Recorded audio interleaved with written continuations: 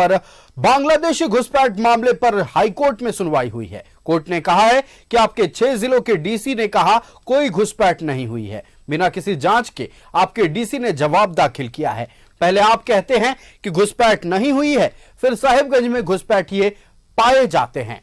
Deoghar DC ने भी घुसपैठ से इनकार किया है। उन्होंने आंकड़ा 0 दिया है। हम गलत शपथ पत्र दाखिल करने वाले डीसी पर क्यों न अवमानना का केस चलाएं।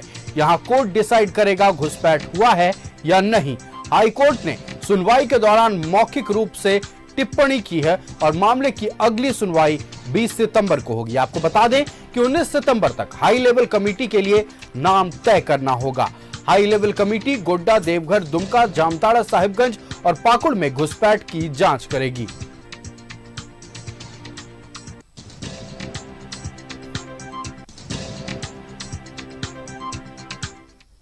संख्या घटी है, मुसलमानों की संख्या बढ़ी है और एडवोकेट जनरल ने अपने एफिडेविट में, सरकार ने माना है एडवोकेट जनरल के थ्रू कि 4 साहेबगंज में हम लोगों ने डिटेक्ट किया है बांग्लादेशी को, और बाकी जिलों के डिप्टी कमिश्नर और एसपी ने कहा कि हमारे यहाँ 0 इन्फिल्ट्रेशन।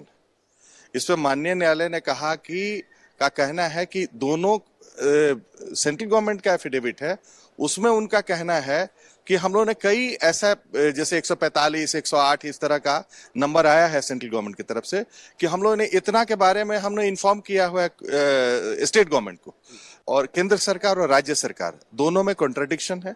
यदि कॉन्ट्राडिक्शन के बेसिस पे ही कोर्ट जो है चाहती है कि इसका फैक्ट्स फाइंडिंग एक कमिटी बने। फैक्ट्स फाइंडिंग कमिटी के लिए लर्नेड एजीज साहब ने कहा, तुषार मेहता साहब ने, कि हम लोग तैयार हैं। स्टेट का जो है अलग अलग डेट्स में अलग अलग स्टैंड रहा है, उसका लेके कोर्ट ने डेप्रिकेट किया कि स्टेट जो है क्लियर नहीं है अपने स्टैंड में, और वो जो है अवॉइड करता है इस सारी चीजों को, क्योंकि 0% इन्फिल्ट्रेशन का बताना या नंबर नहीं डिस्क्लोज करना, जबकि कोर्ट ने ऑलरेडी ऑन एफिडेविट आया है कि 44% से घटा है, 28% हुआ है। इधर संथाल में घुसपैठ के मुद्दे पर हाईकोर्ट की सख्त टिप्पणी पर नेता प्रतिपक्ष अमर बाउरी ने कहा कि राज्य सरकार के इशारे पर अधिकारी काम कर रहे हैं। राज्य सरकार की तुष्टीकरण की नीति को अधिकारी हवा दे रहे हैं।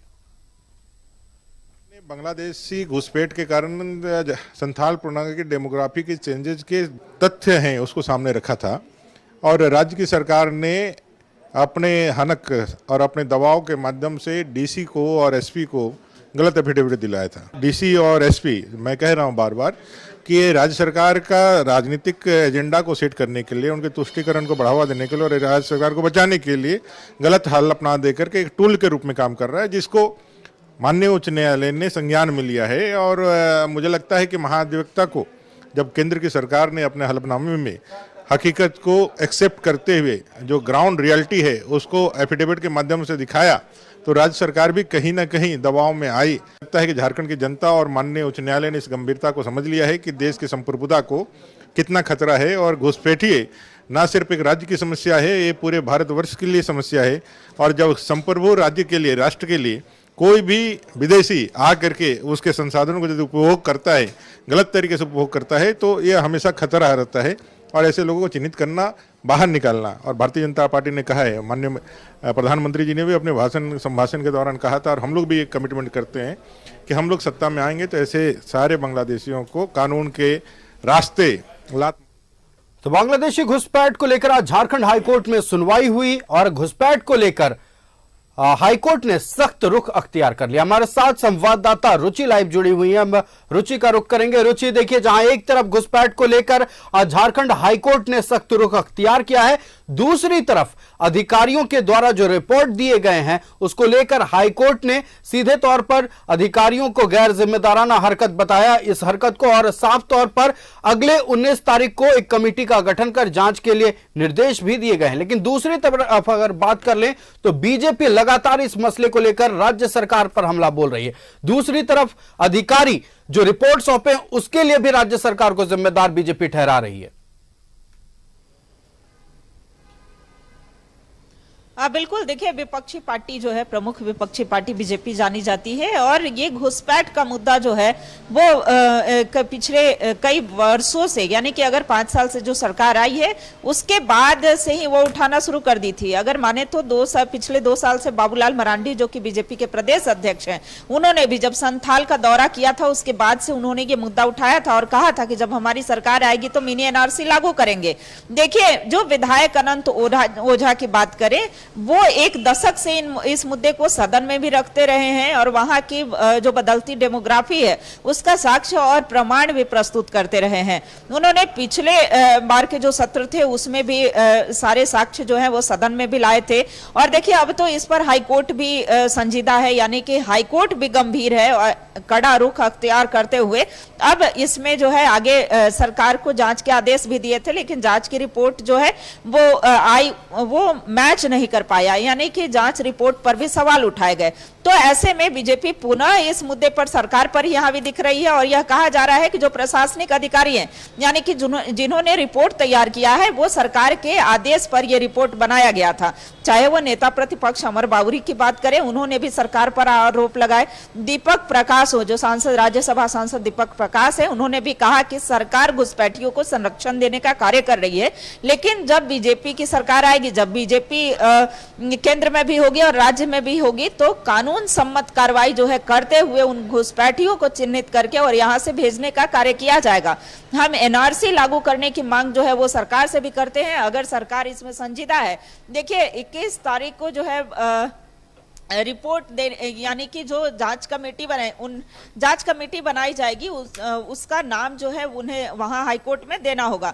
तो देखिए, चैलेंज भी दीपक प्रकाश के द्वारा किया गया है कि जो जांच कमेटी ये बनाते हैं उसका पहले नाम दीजिए और उसके बाद अगर सरकार में हिम्मत है, सरकार वाकई में चाहती है कि बांग्लादेशी घुसपैठ से राज्य को बचाया जाए, क्योंकि राज्य हित के लिए ये जरूरी है, एनआरसी जरूरी है।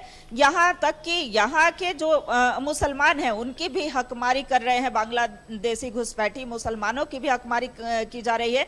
यहाँ झारखंड की आम जनता जो है, खास करके संथाल क्षेत्र की जो डेमोग्राफी है वहां की पूरी तरह बदल चुकी है और ऐसे कई उदाहरण है। देखिए, 76 बूथों के जो प्रमाण है जहां की जनसंख्या उनकी बढ़ी है, तो ऐसे में उसके प्रमाण भी प्रस्तुत किए गए हैं और यह कहा गया है कि सरकार को इस पर संजीदा होना पड़ेगा, सरकार को आगे विचार करना पड़ेगा।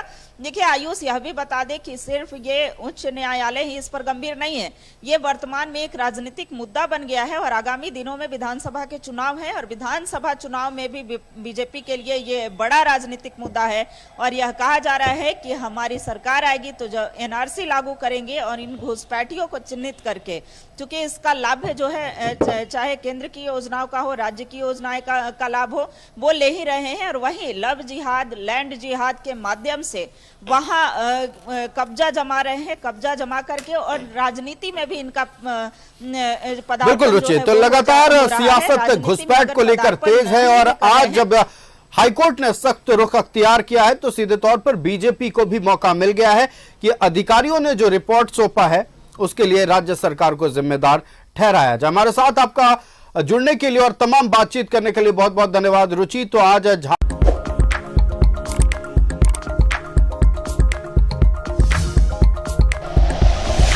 Like and share videos, subscribe करें हमारा चैनल और प्रेस करें बेल आइकॉन। News 11 भारत, सच है तो दिखेगा।